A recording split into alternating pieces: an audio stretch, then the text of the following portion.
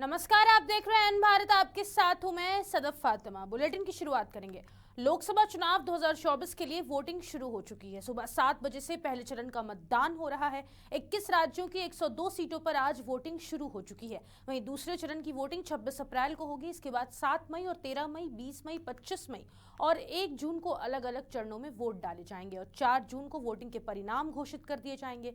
निर्वाचन आयोग ने 1.87 मतदान केंद्रों पर 18 लाख से ज्यादा मतदान कर्मियों को तैनात किया है। मतदान केंद्रों पर 16.63 करोड़ लोगों ने अपने मताधिकार का प्रयोग किया। मतदान केंद्रों पर मतदाताओं की लंबी लंबी कतारें लगी हुई हैं। सुरक्षा व्यवस्था को लेकर भी मतदान केंद्रों पर पुख्ता इंतजाम किए गए हैं। बता दें कि वोटिंग शाम 6:30 बजे तक सुचारू रूप से चालू रहेगी।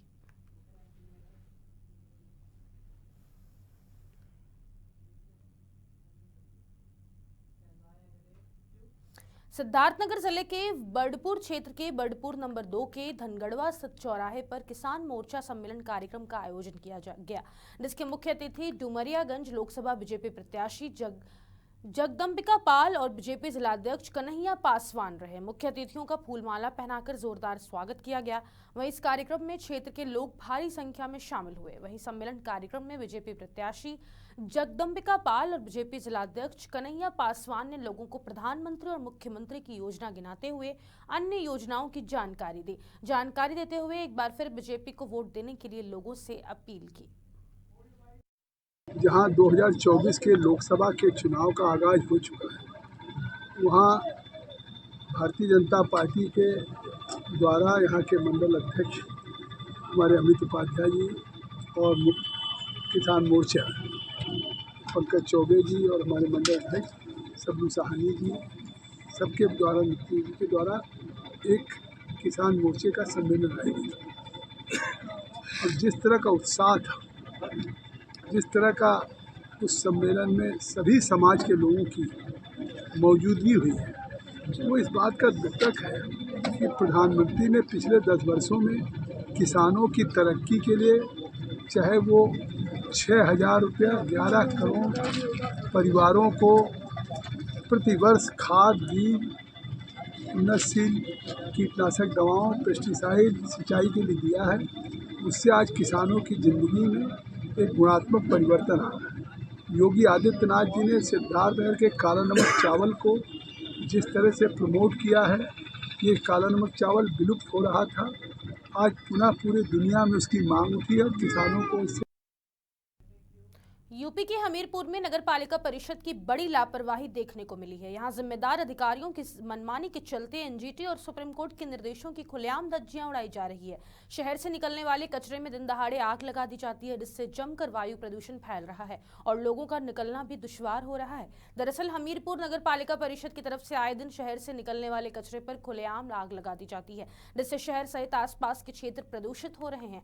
हालांकि इस संबंध में एनजीटी और सुप्रीम कोर्ट की तरफ से साफ तौर पर निर्देशित किया गया है कि खुले में कचरा जलाने पर जुर्माना और जेल भी हो सकती है। इसके बावजूद भी यहाँ के जिम्मेदार अधिकारी और जनप्रतिनिधि सारे निर्देशों को धत्ता कर अपनी मनमानी कर रहे हैं और स्थानीय लोगों के लिए तमाम बीमारियों की दावत दे रहे हैं।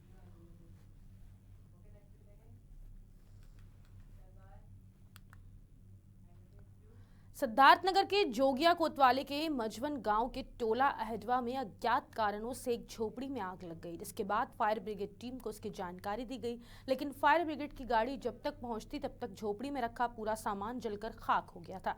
इसके साथ ही आग की चपेट में आने से 8 बकरी समेत कुल 30 मुर्गियां भी आग में समाहित हो गई हैं।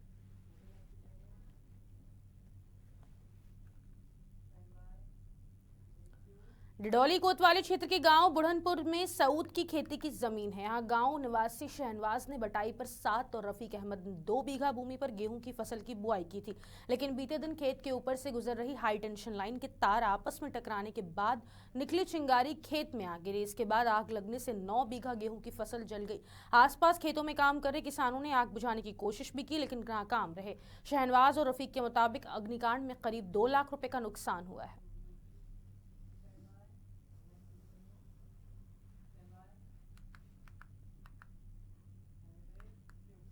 थाना हेमपुर दीपा क्षेत्र के गांव उमरी पीर में चुनावी रंजिश को लेकर दो गुटों में जमकर मारपीट और संघर्ष हुआ। मामला इतना बढ़ा कि बाद में दोनों ओर से मारपीट और पथराव भी हुआ। इससे दोनों ओर से कई लोग घायल हो गए। सूचना पर पुलिस मौके पर पहुंची और मामला शांत किया, जिसके बाद घायलों को पुलिस ने ग्रामीणों की मदद से अस्पताल में भर्ती करवाया। हालत गंभीर देखते हुए चिकित्सकों ने घायलों को जिला अस्पताल बिजनौर रेफर कर दिया।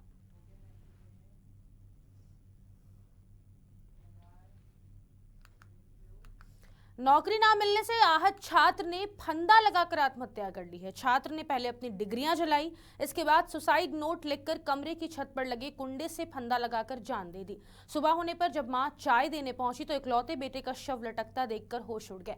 मृतक की मां ने बताया कि बेटे ने 18 फरवरी को पुलिस भर्ती की परीक्षा दी थी। पेपर लीक होने के बाद से बेटा तनाव में था, इससे आत्महत्या कर ली, जिसके बाद पुलिस को इस घटना के बारे में जानकारी दी गई। वहीं सूचना मिलते ही मौके पर पहुंची पुलिस ने पहुंचकर जांच की। इस दौरान मृतक के कमरे में मेज पर रखा सुसाइड नोट और बीएससी की डिग्री आग से जली मिली।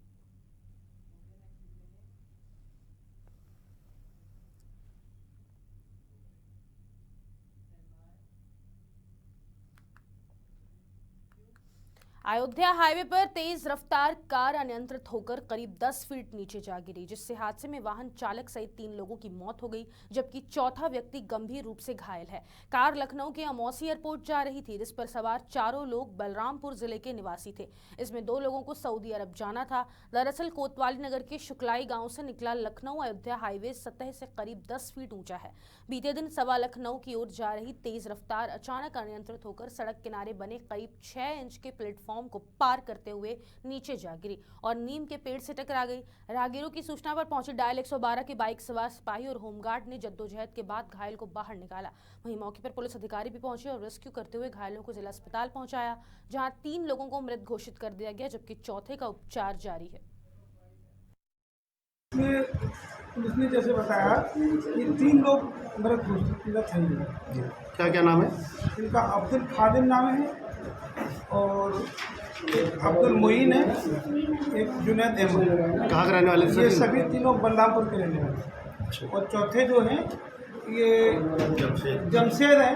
जमशेद ये घायल है, उनका उपचार किया जा रहा है। उपचार किया जा रहा है। ये जो हाईवे है इस पे एक कार स्विफ्ट डिज़ायर है, वो आ रही थी। इसमें 4 लोग सवार थे और जो ड्राइवर है उसके जो भी रहा होगा उसकी लापरवाही से या फिर ओवर स्पीडिंग की वजह से ये डिवाइडर के बाएं तरफ का जो पार्ट है, यानी कि जो फुट स्टेप्स है, वहाँ पे टकराई है ऐसा लगता है। और फिर गाड़ी हवा में आई और फिर उसने जो ये हमारा नीचे का डक्ट है वहाँ जाके गिरी है।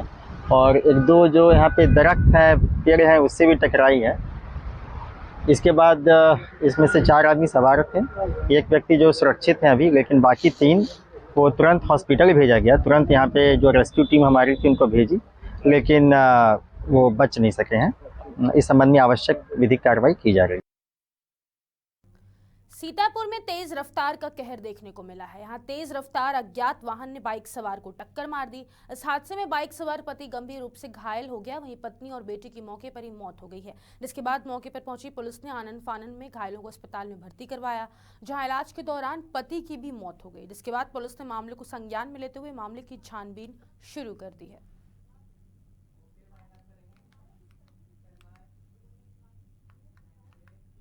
और फिलहाल के लिए इस वक्त के बुलेटिन में बस इतना ही। मुझे दीजिए इजाजत। नमस्कार।